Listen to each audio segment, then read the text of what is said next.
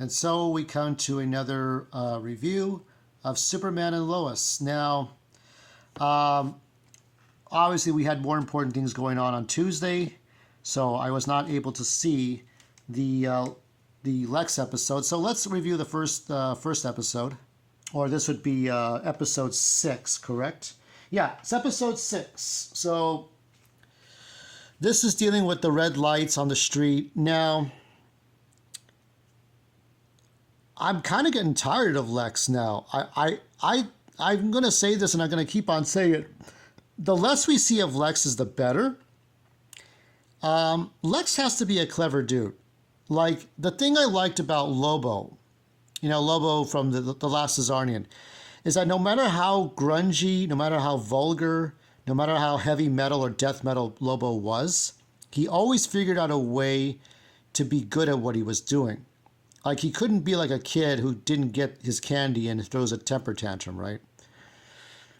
Lobo has to be fucking good. So Lex has to be good at what he's doing. He may not always, he can't always win. That Superman has to win at the end. That's how the stories go. But for Lex to do what he does, it has to work every time. So when we got to the last 2 episodes of season 3, and then the first 2 episodes of season 4, those were the best that Lex had ever been. And I was like, from episode 2 onwards, like, I was looking forward to every single episode. And now I'm starting to regret it. But we only have 10 episodes to worry about. And I'm groaning through these, but I'm telling you, it's just aggravating. So basically, Lex tries to kill Lana, which is something that would almost never happen in Smallville, unless, of course, Lex can't remember the first 10 years of his life, or the second 10 years, I guess. I guess he wouldn't remember the second 10 years of his life. I don't know. It's like he's like, I'm thinking like Michael Rosenbaum's Lex was like in his mid-20s, right? Or somewhere around there. Like 13 years, I guess. I don't remember. No, it's 15, right? 15 years. So Lex would be like 25 in Smallville. So after that, after like being 35, he can't remember shit. So I guess he would kill Lana Lang. But Lex tries to do this to Lana. This is Parent-Teachers Association, Lana Lang. This is sip some wine and talk about the Hitchcock book of the month, Lana Lang. Talk with the old ladies about KCET and creating arts and crafts and stuff with Martha Stewart. This is that Lana. My favorite Lana Lang will always be Stacey Hyduke, okay? But anyway, so it's a little bit of intimidation. Clark doesn't do much as Superman. He really doesn't. He really throws his Superman abilities under the bus. And we don't see enough time with Superman. We don't see enough time with the Super Sons. Jonathan is doing too much. He's going too fast with all of his abilities. And Jordan doesn't do shit. So, Jordan's the one that has the powers first. John had the powers second. Lana's the focus. Otis is a piece of shit. Otis and Gretchen are the worst henchmen ever, okay? Because if Lex wanted Lana dead, she'd be dead. He wouldn't have like any, there would be no other way. I mean, when you go back to John Byrne's Superman, right? Volume 1986, 1987, volume, issue number 2, right? Superman volume 2, issue number 2. He tries to get the secret out of Lana Lang about Clark Kent being Superman, right? When that doesn't work, because they couldn't use drugs to get her to tell the truth, they beat the holy shit out of her and threw her in a closet in her house. And that might not seem like much, but that was a big deal. I mean, that was at a time when they still had like superpowers and friendly Superman shows, right? Back in the days when Christopher Reeve and you had Superman, but they were funny, friendly Superman shows. John Byrne taking a risk with Lana Lang getting beaten up, that was a different time in 1987. It really was. So this Lex is not that brilliant. He really isn't. So that is unfortunate. But But I also think that it could have been done better. So let me rate this sixth episode. I have to give that one a C minus. There were some things I wanted to like about it. Amanda McCoy doesn't really come off as very intimidating. She stays with Lex, even though what is the point, really, when she's adversarial with him, but then she still wants to be with him, even though it doesn't make much sense. The writing is awful, and the pacing is awful. So I'm kind of like, I don't want to hate it, but I'm going to say I'm somewhere in between 3.5 with the mood here. So, I guess.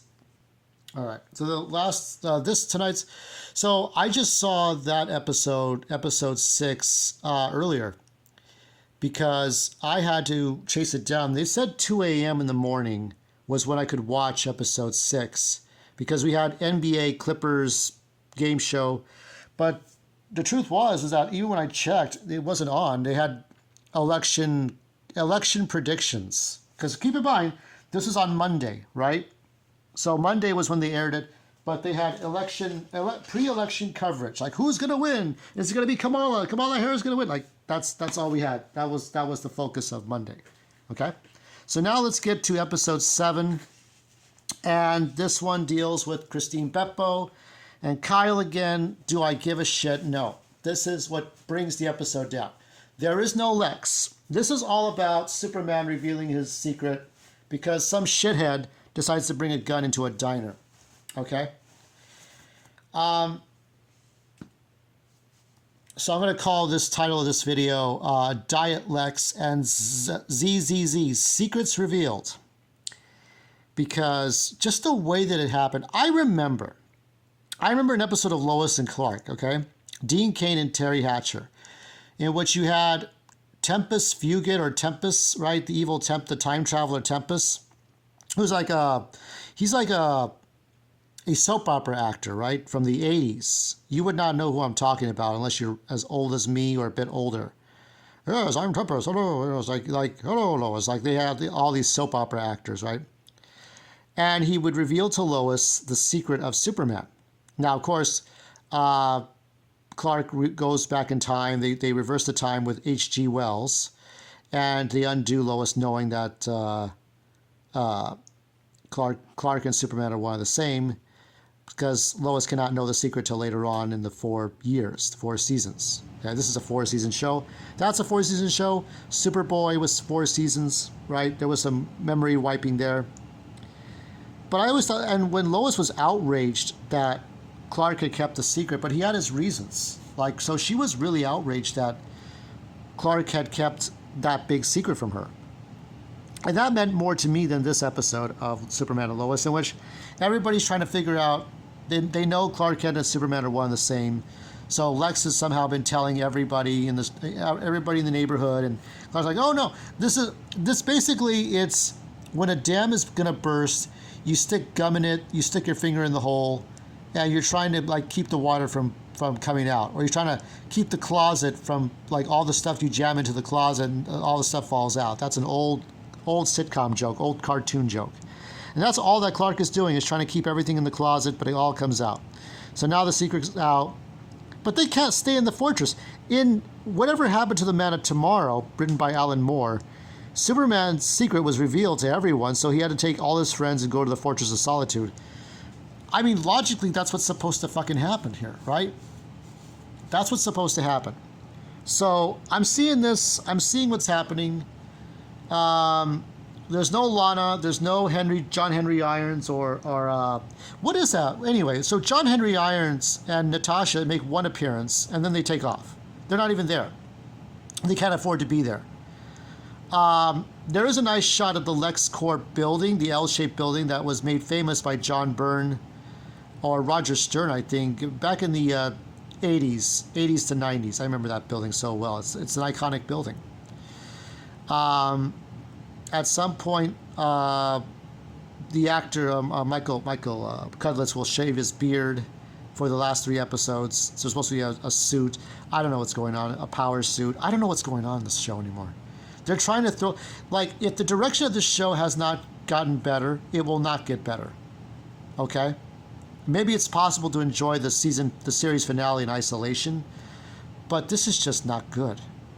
So they're talking about Kyle and Christine getting a new house. So Lois and Clark buy the Smallville Gazette. They buy up the whole thing, and to give them the money so they can buy a new house, because Kyle was selling his grill at the fire station and all that.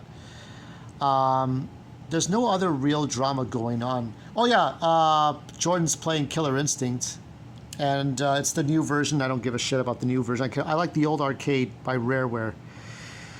Not much is going on. So Jordan's playing video games.